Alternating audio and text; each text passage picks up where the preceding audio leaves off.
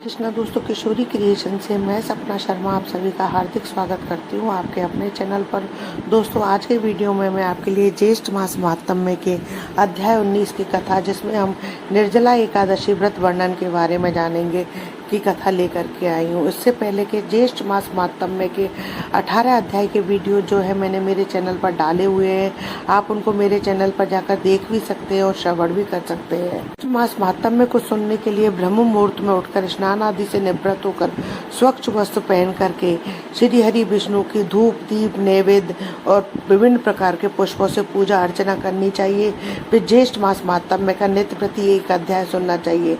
मैं रोजाना जो है आपको ज्येष्ठ मास महात्म्य का एक अध्याय सुना रही हूँ। मैं आपको 19वां अध्याय जिसमें निर्जला एकादशी व्रत वर्णन के बारे में बताऊं, उससे पहले हम जानेंगे कि 18वें अध्याय में पहले भीमसेन जी वेद व्यास जी से कहते हैं कि हे तात, आपने जो है एकादशी निर्जला एकादशी व्रत का महात्म्य और उसका पुण्य वर्णन बताया, जो है मुझ मूड चित्त के समझ में नहीं आया है। आप मुझे ठीक ठीक बात बताइए।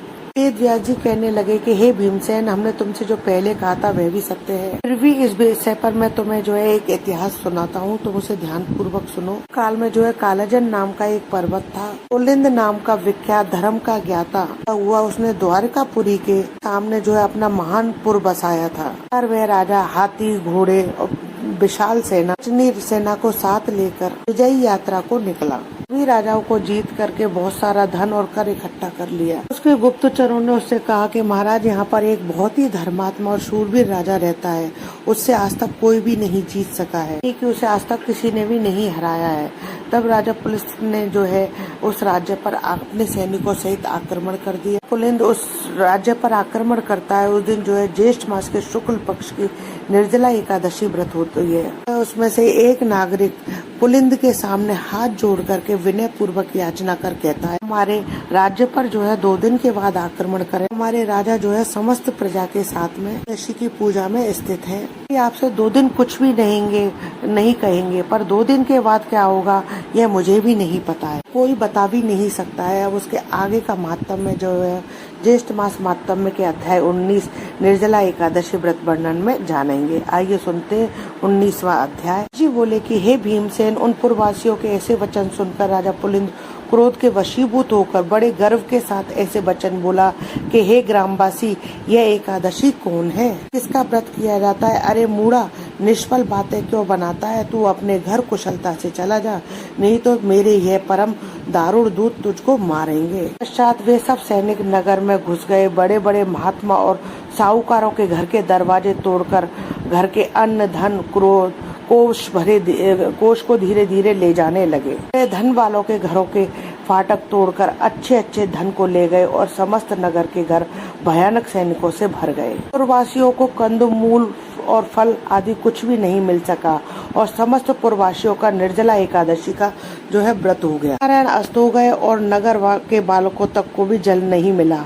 नगर में बड़ा हाहाकार होने लगा। पानी और खाने के मारे बहुत हाहाकार मच गया। स्वर्ग में भगवान विष्णु सहसा उठ खड़े हो गए और गरुड़ जी को बुलाकर उनके कान में बहुत सी बातें भगवान विष्णु ने समझा दी। स्वयं गरुड़ जी की सवारी कर शीघ्र उसी नगर को गए। वहां जाकर विविध प्रकार की सेना की रचना की। के सैनिक, जिनसे किसी के उनके 3 नेत्र 3 मुख 7 जिह्वा 4 पैर, महान अद्भुत बड़े बड़े दांत वाले तथा 3 सिर 2 मुख 10 मुख 6 मुख 5 मुख, हाथी के समान मुख, हाथी के समान स्वरूप, सिंह के जैसी आकृति वाले महान भयानक नरसिंह के समान तेजस्वी, सिंदूर से पूर्ण दंडित मुख, महिषासुर के समान प्रभा युक्त ऊर्व केश, दिगंबर नरमुंडधारी, आंतों की माला से युक्त व्याघ्र धर्मधारी, इससे पहले ऐसी सेना कभी नहीं देखी गई। सेना को सर्वव्यापक प्रभु भगवान विष्णु ने आज्ञा दी कि राज्य में अधम मचाने वाले इस राजा पुलिंद के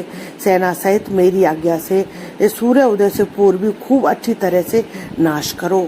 विष्णु की आज्ञा को सिरोधार्य कर भगवान विष्णु के सैनिक दल शत्रु सैनिक में घुस गए और शस्त्र प्रहार तथा वध करने लगे, जिससे बड़ा कोलाहल मच गया। से और कुछ खटवांग से वध किए गए और कुछ दांतों से काटे गए। अग्रवाक को कुछ लोग भक्षण कर गए और कुछ वीर लोग भाग रहे थे। उनके पैरों को पकड़कर नीचे गिरा दिया गया। इस प्रकार पैदल सेना के बहुत से वीर मार दिए गए और बहुत से खा लिए गए। घुड़सवार, घोड़ा आदि अत्यंत दांतों से चूर्ण कर दिए गए। शिविर में आग लगाकर भस्म कर दिया गया और उसका बड़ा प्रकाश हुआ। प्रकाश को देखकर सबको बड़ा विस्मय हुआ और कहने लगे कि तुम लोग कौन हो और कहां से आए हो? हम लोगों से ऐसे वीरों को कहीं पर कभी नहीं देखा। तो ऐसे वीरों को कभी सपने में भी नहीं देखा। अतः उनको मनुष्य न समझकर सब सैनिक भागने लगे। सैनिकों को भागता देखकर विष्णु सैनिकों ने उनका पीछा कर मार डाला। इस प्रकार पुलिंद के सब सैनिकों को मार डाला।